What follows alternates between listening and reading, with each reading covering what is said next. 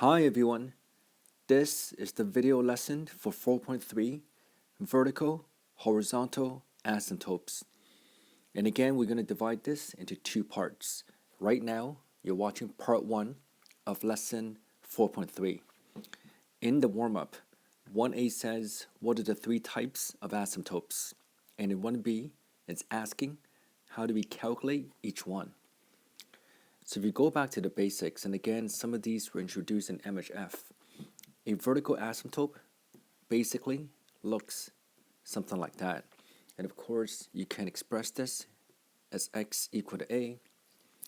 The second type of asymptote is called a horizontal asymptote, which looks something like that. And of course, you can express this as y equal to L. And the last type, oblique asymptote, also known as slant asymptote, looks something like that. And again, y equals to ax plus b. And I'm going to come back to this in a moment and give you some additional information. Now, how do we calculate this? So you have to look at the function first, and there are three different cases. So for a vertical asymptote, for example, you think specifically restrictions. So if you're given a rational function, you look at the denominator, and whatever x cannot be, that becomes the vertical asymptote. And again, we'll show you some of this in the examples in a moment. If you look at the horizontal asymptote and the oblique asymptote, first of all, there are two rules you have to keep in mind. If you can find the horizontal asymptote, this implies there's no oblique asymptote, and likewise, vice versa. And the reason why this is true is because if you think about a rational function, and let's say this is a times x to the m plus a bunch of other terms, we're making the assumption that m is the degree for the numerator. And if we divide this by b times x to the n, and again, n is the degree for the denominator.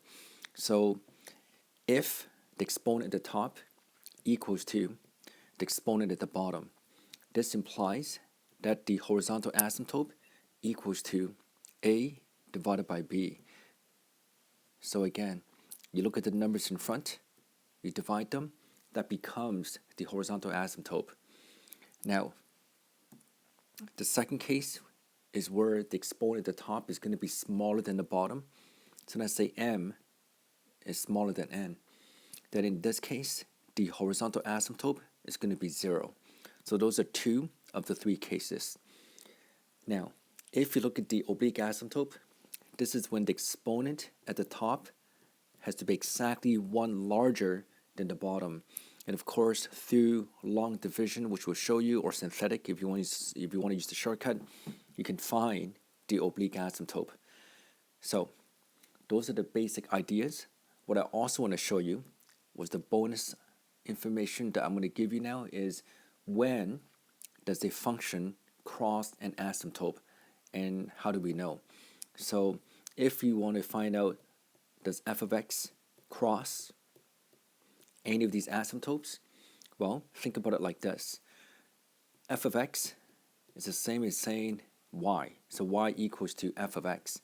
So even algebraically, it is impossible for a function to cross the vertical asymptote because y cannot equal to x. You can't equate them. So there's no function that will cross the vertical asymptote. On the other hand, in terms of horizontal or oblique, again, remember, if there's horizontal, there's no oblique, and vice versa. The answer is going to be maybe. So the answer could be yes, the answer could be no, it depends.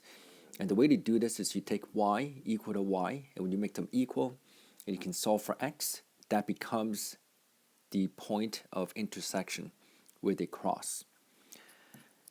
Let's keep going. Number 2, how do we calculate the intercepts? So this, I assume you still remember from grade 9 and grade 10 academic math. So you can divide this into two columns.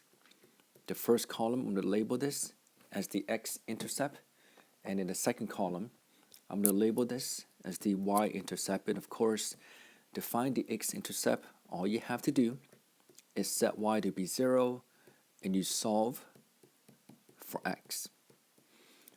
Likewise, to find the y-intercept, you do the exact opposite. Set x to be 0 and you solve for y. That's it. Let's keep going. We're making progress. In example number 1, they're asking you to determine the equations of the vertical and horizontal asymptote or asymptotes for each of the following, if any exists.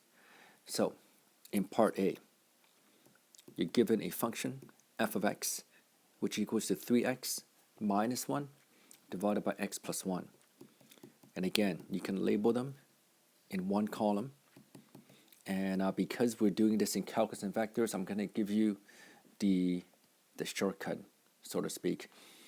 Vertical asymptote, you look at the denominator. You can tell x plus 1 cannot be 0. That was the restriction I was referring to. And the fact that x cannot be negative 1 implies that the vertical asymptote occurs at x equal to negative 1. Now likewise, if you look at the horizontal asymptote, notice the exponent at the top and the bottom are both 1, or they're the same. So all you have to do is look at the numbers in front of them, which means the horizontal asymptote is going to be y equal to 3 over 1, or your final answer is going to be y equal to 3. And like I said in the warm-up, because you found the horizontal asymptote, this implies there are no oblique asymptotes. Let's keep going. Part B. Again, you're given a function, f of x, and in this case, f of x equals to 2x squared plus 3x minus 1 all over x minus 1. So if you look at the denominator, let's do a little bit of mental math. X minus 1 cannot be 0, x cannot be 1. This means the vertical asymptote is at x equal to 1. Now, if you look at the exponent at the top and you compare that to the bottom, notice how the exponent at the top is going to be 2, the bottom is going to be 1, so there's no horizontal asymptote. On the other hand, you can find the oblique asymptote. And again, these are the skills you have learned before or maybe concurrently with calculus and vectors called synthetic division. Okay, so again, sometimes you have to use long division depending on the function, but in this case, here's what you do. You write down the coefficients, which will be 2, 3, and negative 1. At the front, this will become 1 since you're dividing by x minus 1.